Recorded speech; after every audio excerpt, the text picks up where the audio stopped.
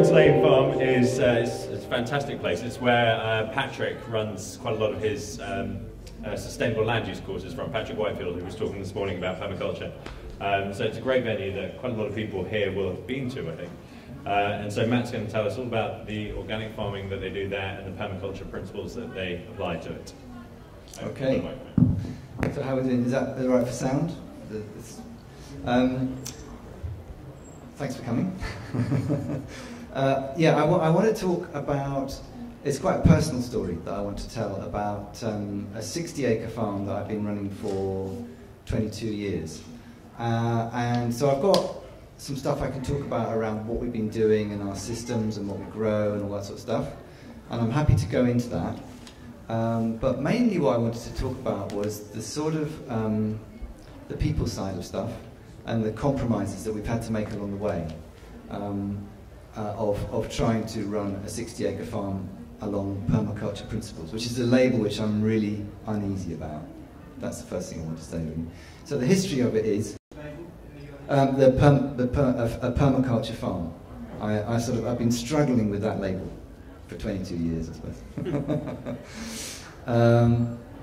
And I guess the label came when we first we moved onto the farm, 60-acre farm in the Forest of Dean, and it's downland, it's grade 3 land, and it was a livestock farm when we got there.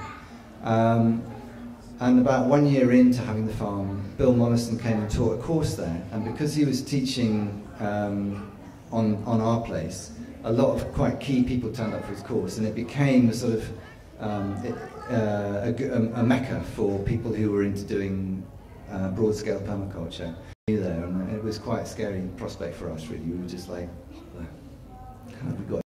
So we started off it being a sort of domestic situation, me and Jan, who I was married to, and we got some sheep, we got some cattle.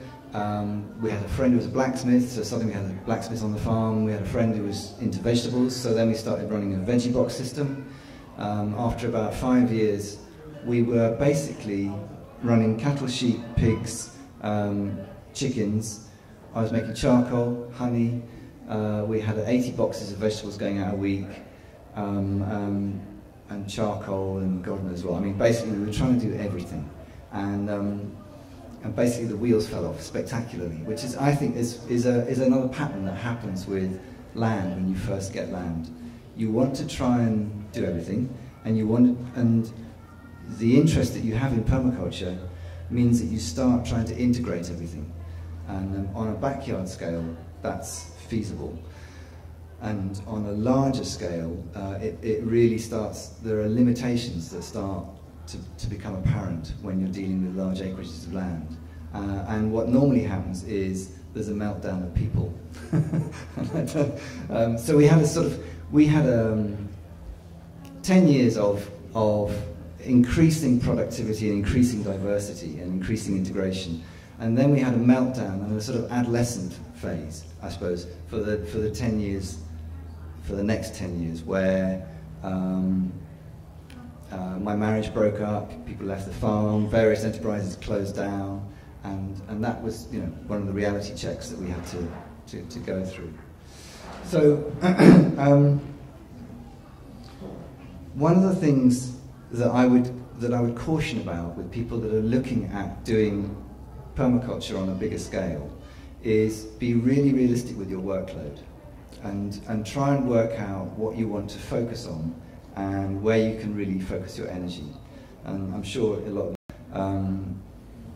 I think what we tried to do was just fit in more and more enterprises, thinking that we could just find the hours in the day to do that. And to be honest, that's what killed us in the end. And so what we did was we became known as this diverse, integrated farm.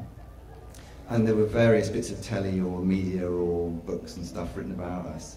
And then we went through a simplification process in the early 2000s, and we scrapped a lot of stuff, and we thought, okay, what are we good at, what can we focus on?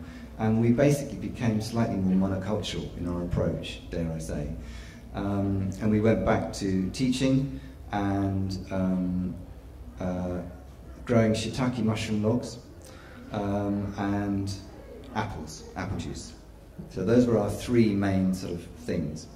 And what we found was, because we'd simplified the business down, quite a lot of people turning up on courses were expecting this amazing integrated farm, and they were rather disappointed. And I think that is another thing that happens with broad-scale permaculture, is it's seen as a bit of a holy grail, that you can do all this stuff on a broad scale. And what I would say is, I think it's really hard to conform to a permaculture idyll on a large scale. I think it imposes quite a lot of constraints. And so we went through a sort of a fall from grace, I would put it. and as we simplified down, people became more and more accustomed to the fact that we weren't, producing as many things as they thought we were going to. But I think what we've done in the process of all that sort of expansion and contraction is that we've accumulated a lot of knowledge. And one of the things that we got really good at, and we have up our sleeve, is the direct marketing that people have been talking about. And I could talk a bit about that if people are interested in our sort of experiences of trying to sell vegetables and meat and stuff direct. Is that something that's of interest? Who here has been trying to do just that?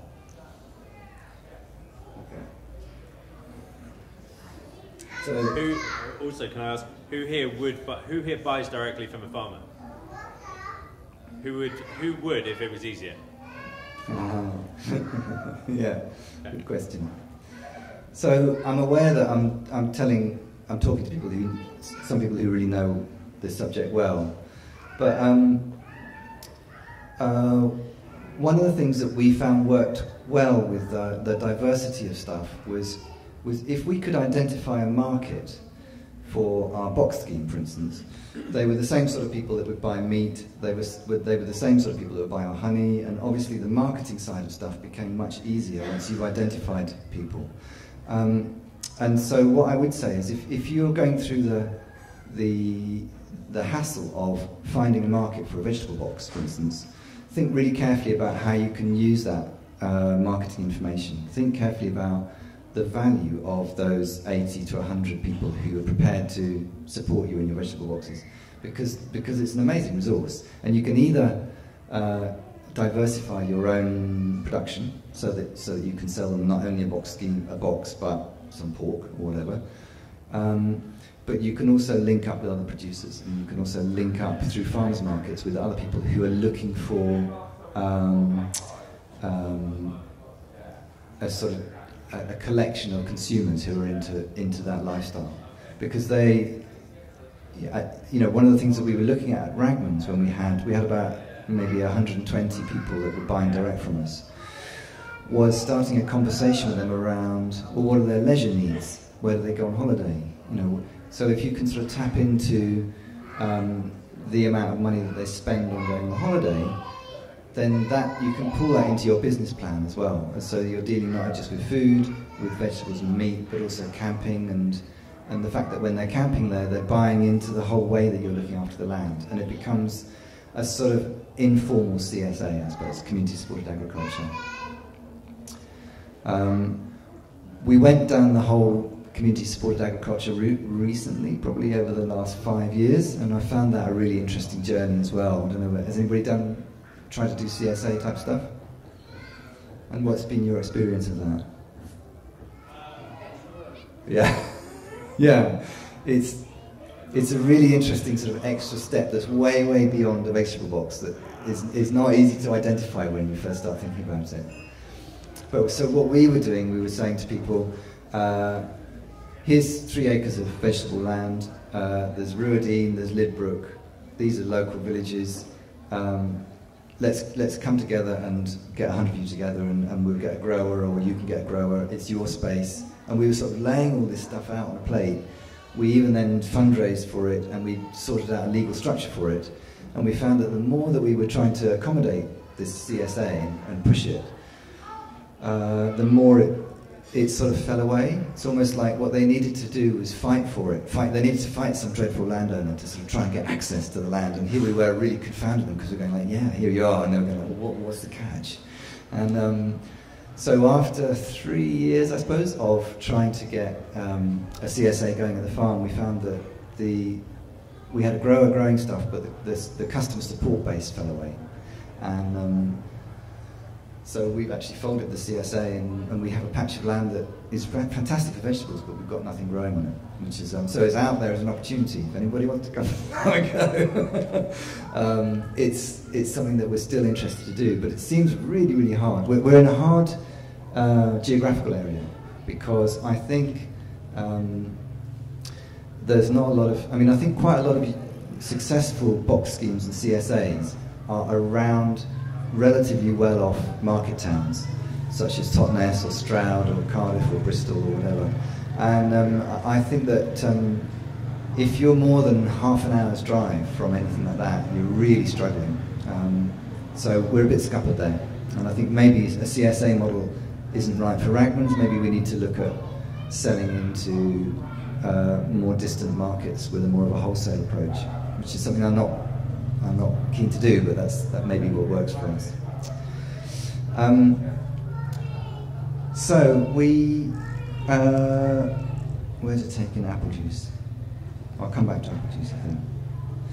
So basically, we've simplified, and I suppose my message is, when you're looking at your business plan or your idea of what to do with your land, have a good idea of where you're coming from. Are you coming from a backyarder? Are you coming from a small-scale smallholding?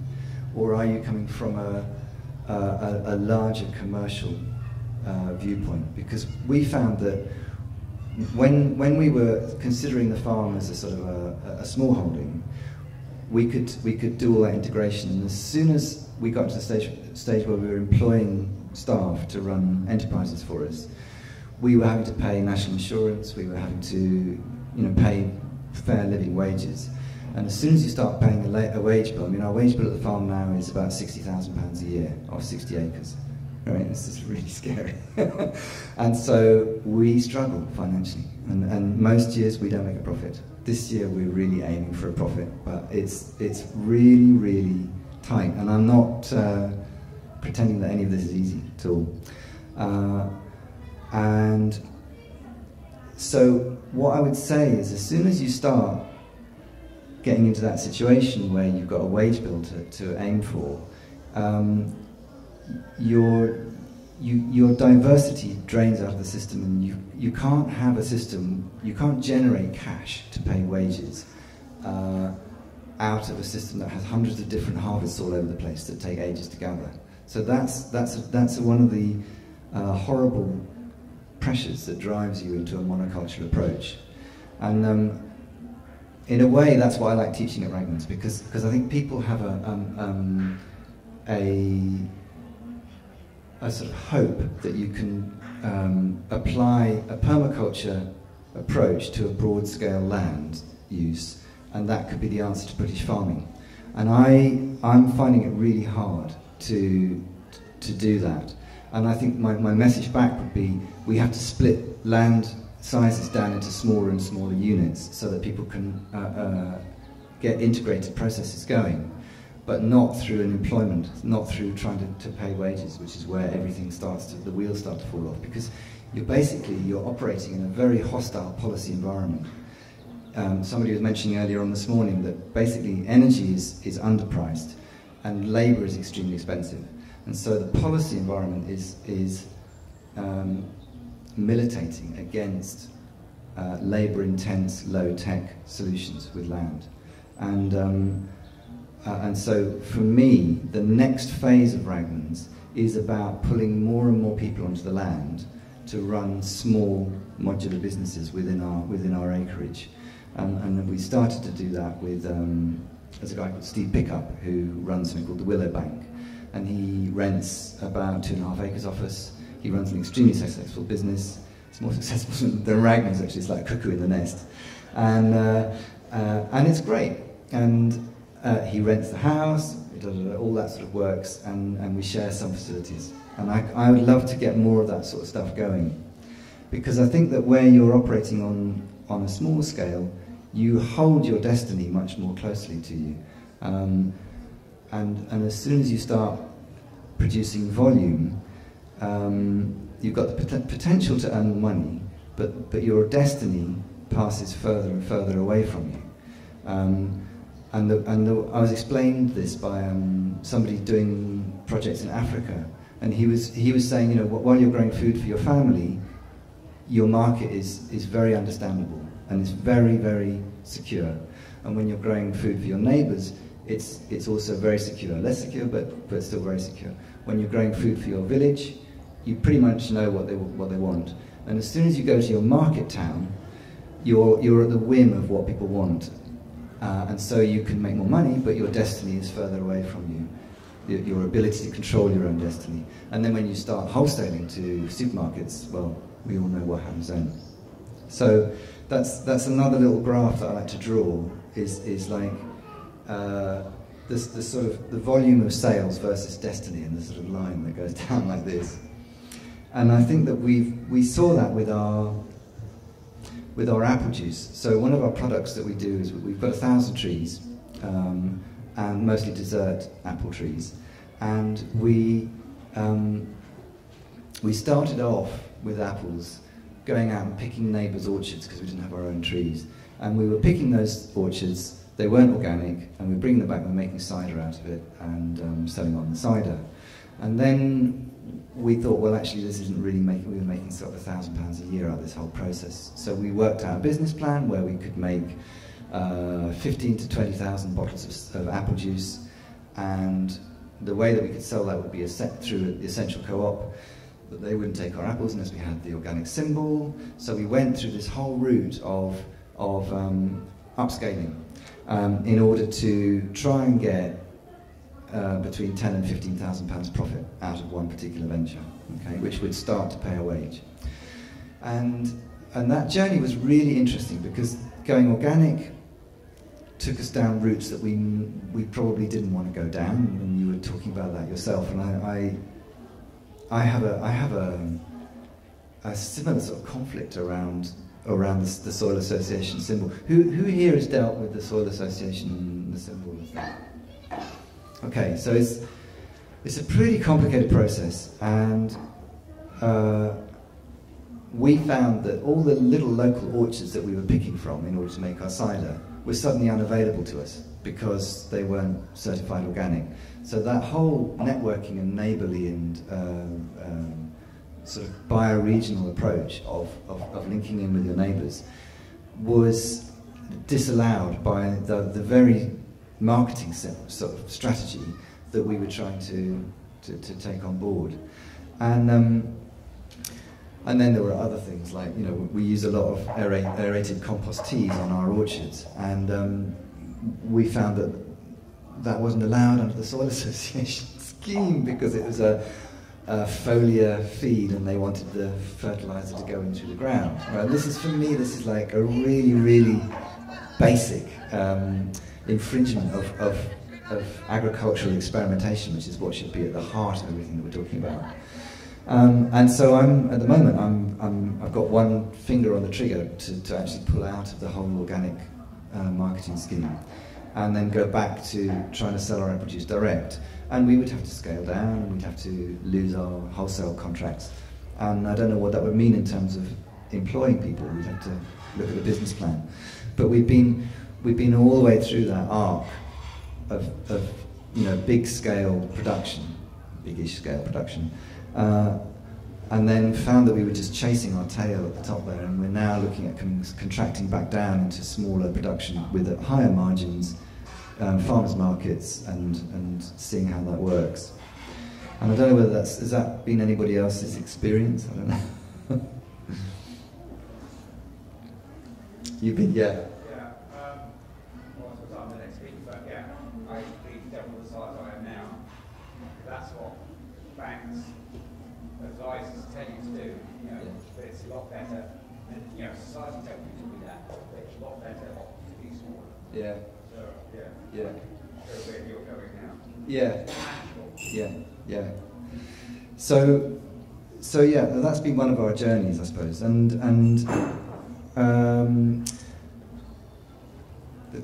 one of the troubles that we find with selling direct is that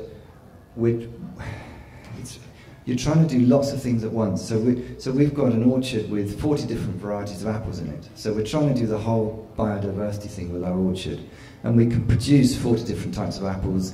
They all have different storage qualities, taste. They come into season at different times.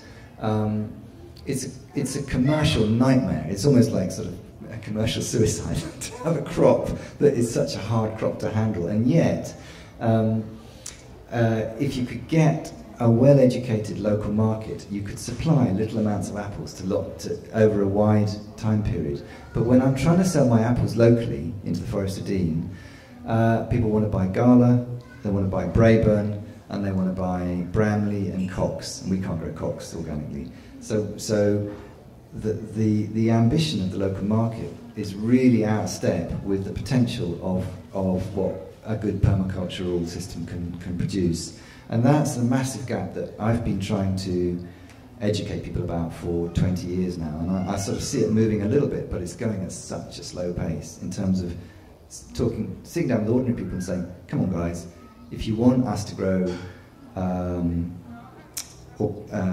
organic permacultural food, you have to change your shopping habits, and so the real work is actually in educating the consumers.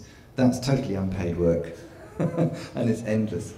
So that's been another thing that we've been on and on about. And we've done really successful Skillshare days, we've done successful open days, we've had really good dialogue with our consumers. And when we were selling meat, we sold beef right way through the BSE crisis. And we found what was really interesting is because we had regular open days with our customers, we'd bring them onto the farm and we'd talk about how we were raising our cattle. They could walk through the cattle and see them. We talked through the whole butchering process, and the neighbours that I had were also selling beef, but through the local abattoir, and their market dropped 30 to 50% during the BSE crisis, and our market stayed absolutely stable because we built that connection with the consumer. So that's really one of the key things of selling direct is having a very not simply just connecting with the consumer, but having quite a sophisticated dialogue with the consumer, even to the extent where we had one particular calf that was very ill and it was going downhill. We said, well, we're going to give it antibiotics. What would you do with your children if they were going downhill? In the end, you have to try and resort to something that's going to make them better.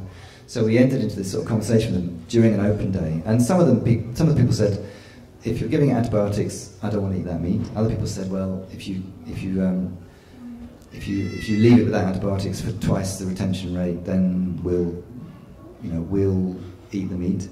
And we were able to actually sell that meat through quite happily because that dialogue was quite sophisticated with the consumers that we had. So that all takes work, and yeah.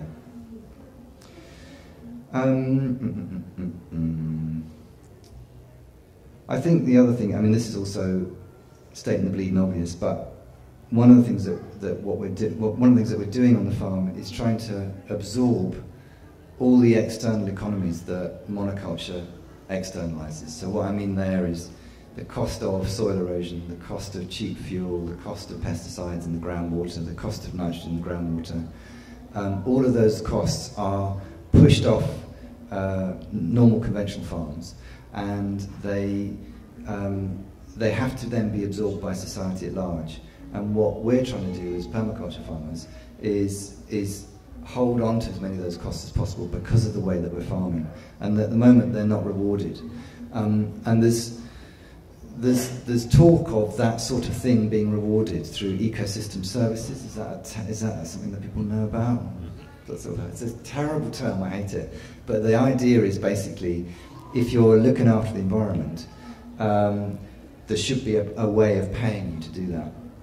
Now that's something that's really interesting, but it gives me the heebie-jeebies because I sort of see as soon as you start to introduce financial payments for looking after the environment, all sorts of pension funds are going to get in there and buy the family farm and start farming it for carbon farming. And I think that the more things are subsidy-led like that, the more monocultural they become. So I think our responsibility as permaculture growers is to carry on doing what we're doing. In other words, to have diverse, productive food-producing systems, irrespective of what's going on with the grant system, which is going to be really hard, because there's going to be grants out there soon, I think, that are going to be very enticing to take you off down, planting whole swathes of trees over this, that, and the other, and it might not be the best thing to do. So, because we're dealing with the externalities, we're penalised, and I think that's one of the things that's really ground us down at Ragmans. Actually, is having a knowledge that what we're doing is quite a good thing, but the policy environment is very hostile. I've talked about cheap energy and expensive labour.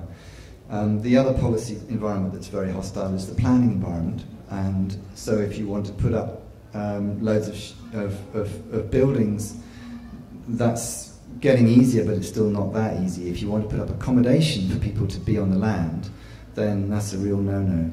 And I don't know what the answer is to that. I get increasingly anarchistic about it. Is that the right word?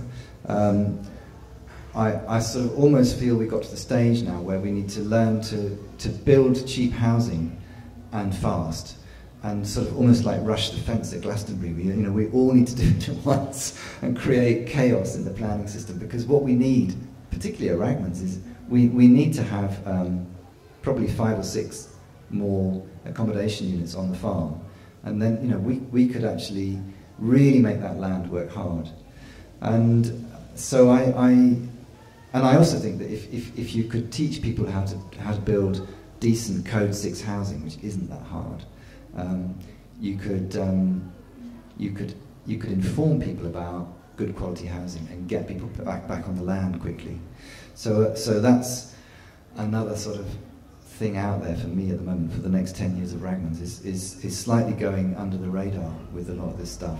And here I am broadcasting the fact that we're going under the radar. But you look like a safe audience for that.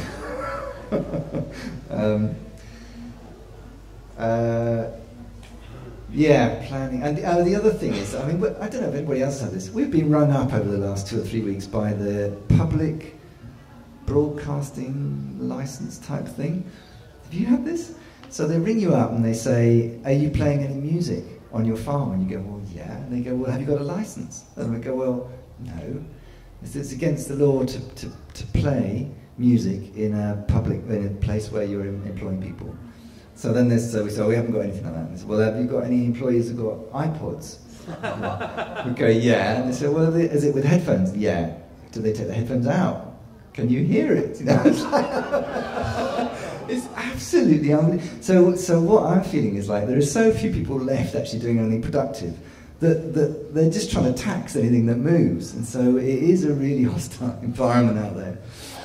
So anyway, that's not what I came to talk about. What I came to talk about was some of the things we've been doing at Ragmans around permaculture. And so I'm just going to run really quickly through that, because I don't want to run out of time. But when we first arrived, we sort of had a grand design of what we were going to do with the farm. And we quickly shelved that because it just seemed like we needed to sit there for quite a long time and work out what was going on. But one of the first things we did was sort out access and fencing. So I would say those are 2 good starters for broad-scale design. Most of the farms that we see in the landscape, the stocking units are too big. And I would say if you can decrease your stocking units down so that you can move them around into smaller areas but move them around more frequently, it's not quite mob grazing, which is the sort of latest thinking around how to deal with livestock, but it certainly helps with natural disease control, and it's much better for the pasture to be able to be hit hard and then left for a while to grow back. The other really nice thing about that is the more the grass grows longer, the deeper the roots go, and so you get a lot more carbon sequestered into the soil if you can start adopting smaller livestock grazing units. So I would say that's a nice one to do with broad scale. Water catchment is another really good one. I would say one of the first things we looked at after the fencing was where we could catch a decent amount of water. We put in a third of an acre pond, and we can catch water off about 40% of the farm, maybe 30% of the farm, into this dam. And then it's high up enough in the landscape for us to be able to irrigate maybe 10% of our land area below that pond without using any pumping. So we can irrigate via gravity. And that's where all our productive vegetable land is, down there. We looked at putting in tree fodder. So we've put in sort of famine fences of alder and poplar and willow. And certainly we've left the hedges in that we're already in, so that during really, really dry years, can you imagine that? Do you remember that? 96, 97, I think, was really dry. We've got photographs of the whole farm browned off, and this really distinct grazing line along the hedge lines where all the stock are sort of reaching up into the hedgerows. And it's not amazingly nutritious for them, but it keeps them going where you've got no grass. So we're trying to plant in a lot more of that biomass along the field edges. Energy. We then really looked at energy, and we've got a variety of different buildings on the farm. So we've got a farmhouse with two sets of people living in it, and then a bunkhouse, teaching space, and various other spaces. And so we put in ceramic stoves. People have got experience with ceramic stoves.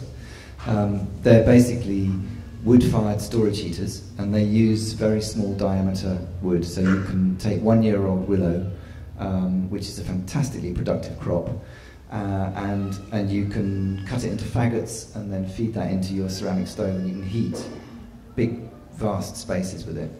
So we looked at that. We switched to basically doing a biomass system. So we've got wood burners, and we've got a district heating system with a 50 kilowatt boiler in it, which pumps hot water through to all the different buildings in the farm. So that's reasonably efficient. It's quite high tech. That's the sort of downside of it. In fact, I wrote a rant to Rob Hopkins, and he put it in the Transition Companion, which is about looking at ceramic stoves as a really simple technology and district heating system as a really complicated technology. And they both got their pluses and minuses. And so we try and demonstrate different things, really. Insulation, we really did a lot of insulating on the farm, and we've got solar hot water for the showers, and we've recently put in solar voltaics, which is slightly controversial, but we decided to take the plunge and get the solar voltaics on. Right, I'm nearly done. So then the other thing we looked at was plant material. We've tried to get as much genetic plant material on the farm as we can without sort of going overboard. So a lot of soft fruit, different types of soft fruit. As I say, the apples, we're hoping to have it as a sort of real resource for the local community to come and do their own grafting. Try and, taste an apple. If you like it, take that tree. If it does well in your environment, come and graft it and make your own apple trees. I suppose the other thing is growing a knowledge of the land, which is a sort of intangible, but if you've held on to a piece of land for 22 years, you get to really know it, and that's something that is a really important resource. And you know your market, so you've got a really resilient, long-standing profile in the community where you've been selling stuff in, and I think that really helps. And the last thing is sort of appropriate machinery. So you build up a knowledge of what machinery is appropriate for the scale of your land and the scale of your tasks, which is another really important one. So that's a bit of a sort of fly through some of the knowledge that we built up on the farm, and also the first half of the talk is sort of a bit of a sort of bearing of the soul, really, about how hard it is to do this stuff, and the compromise of trying to keep people employed and generate that much money in a modern sort of policy environment. So.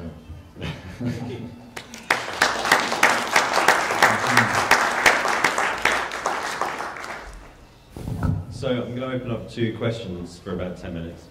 But do you have a farming background? hang on. Go on. I was going to say, how many people think food is too expensive? By raising hands. How many people think food is too cheap? You did both. Okay. All right, fair enough. Some is, some isn't, right? Yeah, right, that makes sense. Okay, who would pay more for food? Because there's always this big dissonance between people, you know, as you were finding with this CSA thing, there's this big gap between what people say they'll do and what they do. And it's something like 48% of us want to buy local food, but only 13% of us actually go and do it. And closing that gap, you know, because that gap is opportunity. That gap is lost profit somewhere, or is not necessarily profit, but just creating livelihoods and creating sustainable livelihoods. And it's working out how to tap that and how to get into that is probably one of the biggest challenges that we've got at the moment. So, yeah. So how do we do it? If we've got the offer of land over here that we can come and use, and we do a rush build operation like Blackthorn were telling us about this morning. Yeah. Stick up the house very quickly over a weekend. Yeah. Then what? How do you do that? Like if you were young and full of energy and just thinking, damn it, I'm going to make this happen somehow. Yeah. What would be the first thing that you would try? I mean, that's a wide open question. I don't know if anybody else has got any thoughts on that. I suppose, I mean, one of the things that comes to me is it should, in theory, it should be easier now to do that than when we were trying to do it in the early 90s. I think people are sort of, they're aware of the concept, but they haven't got any cash. And as long as what you're doing is including all the external economies that the guy down the street isn't including, you're going to be more expensive than them. And that's what makes it hard for us to compete with Tesco's. Unless you've got a real die-hard crew around you of customers that are prepared to go on your journey with you. So, I mean, I don't want to be too down on it, but I do think I think that the people know what box scheme is now, and they know what selling direct is, and they know what farmers markets are, but they haven't got a lot of cash. Does anyone run you were saying that you're too distant from your market. Has anyone done, I mean, other than a shop, a kind of distant box scheme? So you take it in wholesale and then you break it out in the urban area, and so you have. Well, I would say Riverford is doing quite a good stab at that. Yeah. But at a smaller scale, are there any independents doing it that sort of way, or clusters of independents? You know, if you get 5 people, 5 different farms all delivering into a single distribution point in a city, and running a box scheme from a warehouse in a city. I'm sure there are stages of that sort of stuff going on. Yeah, I'm sure. I mean, the Japanese are really good at that. There are really good systems in Japan where you can drop stuff into an urban depot, and they pay a price at the gate, which is a sort of mutually agreed price, and then they retail it out from there. And that'd be great to get something like that going in the UK. Wouldn't it? Yeah. Fantastic. There we go. Yeah, another opportunity. So let's open this up. That's my question. Yeah. Yes, go on. Yeah, sorry. So do you come from a farming background? No. My dad was a sort of 1970s vegetable grower, back to good lifer, and so that's where I absorbed stuff from. And I went to college. I went to Newcastle University to study agriculture, but I wasn't originally from farming stock. No.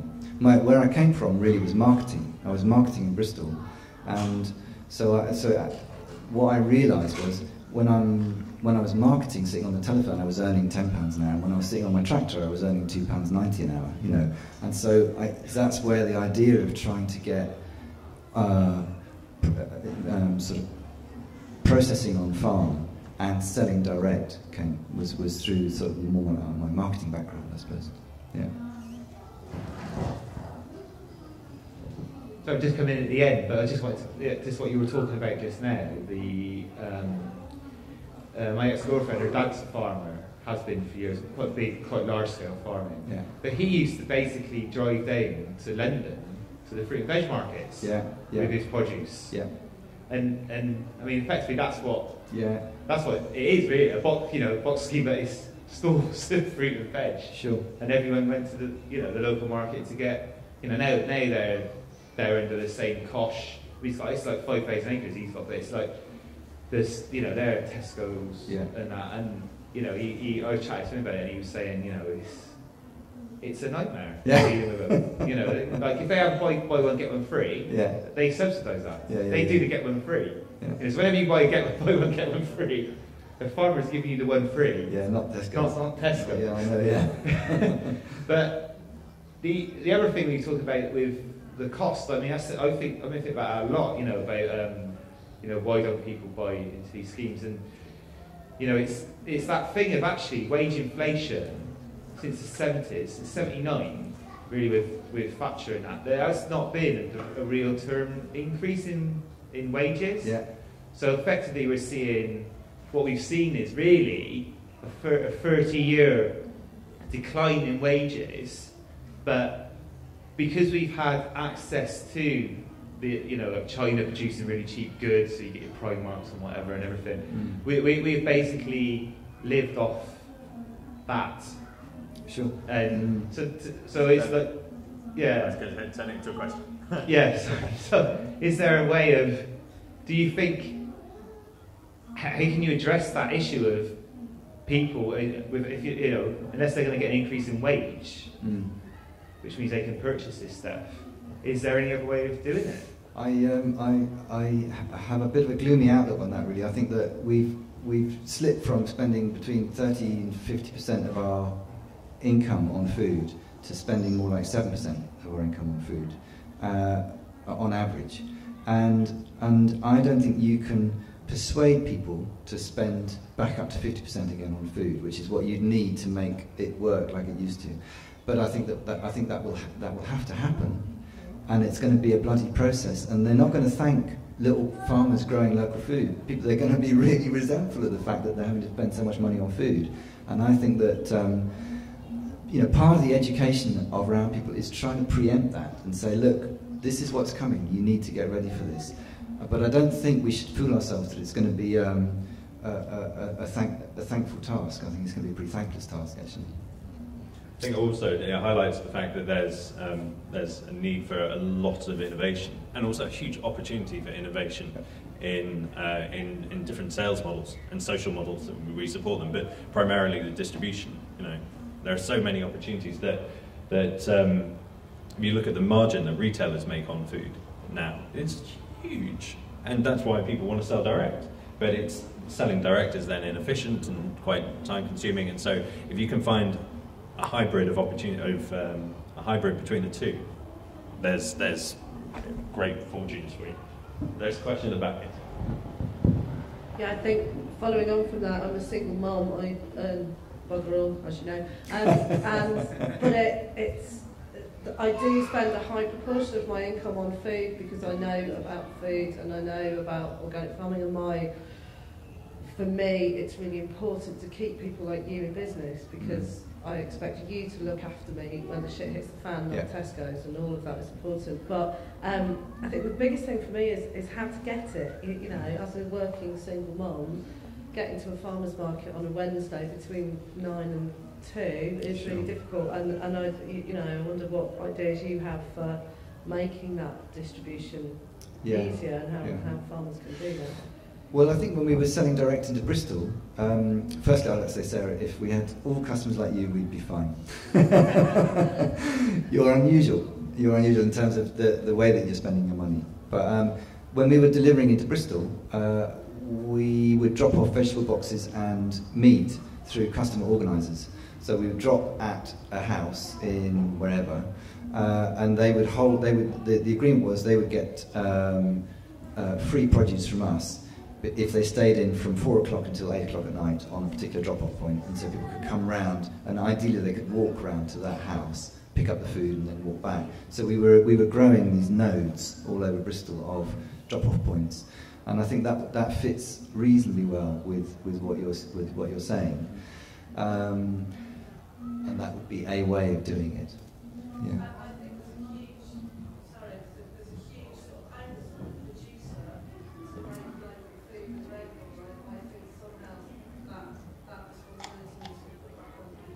Right. Yeah.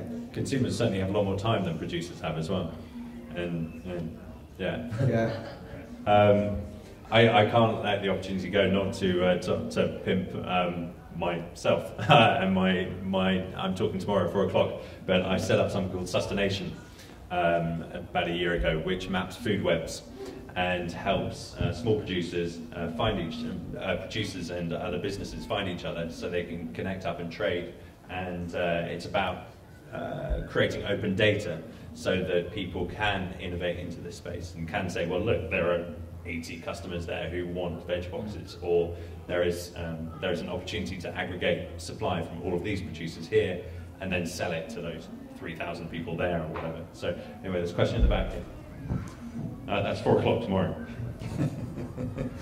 Thank you. It's following on from your comment earlier about what models can we use to get consumers to buy local food, and you briefly mentioned Riverford as an example of a box scheme which has gone larger. Closer to Brighton, where I live, there's also a scheme coming out of London, which is not a box scheme, but it does support local growers, called Able and Co. Now, some of you might know about their history and their background and think you wouldn't want to support them, but they do support very local. They support independent producers whose the money goes back to them, or at least more of the money goes back to them.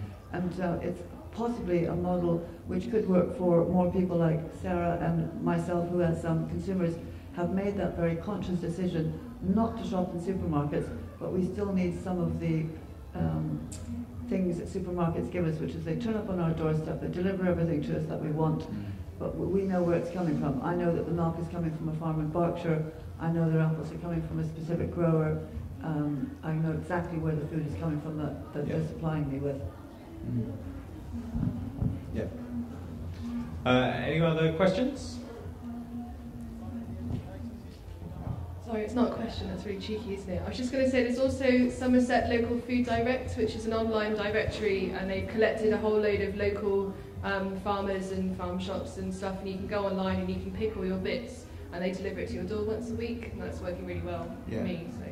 I think there are loads of models out there, and what's nice is that people start to ask these questions. I have to say, it's a small audience of people that are really asking these questions, but these questions are being asked much more of growers, and that's a great thing that's happening, and it means that we're all on our toes, and various different models are popping up all over the place. But the dominant model still is a supermarket model, because it's much easier for the consumer, and it's externalised all its baddies. I know there are more questions, but it is 4 o'clock, unfortunately, so we're already running late again. But thank you very much. I'll just say one more thing. Our website, if people are interested in learning more about it, is Ragmans, ragmans.co.uk, and there's a bit of a story about what we're doing there. And Sarah and I are actually running a course at the end of September on an introduction to permaculture. So it's sort of a combination of my, and I promise I won't be so cynical and haggard.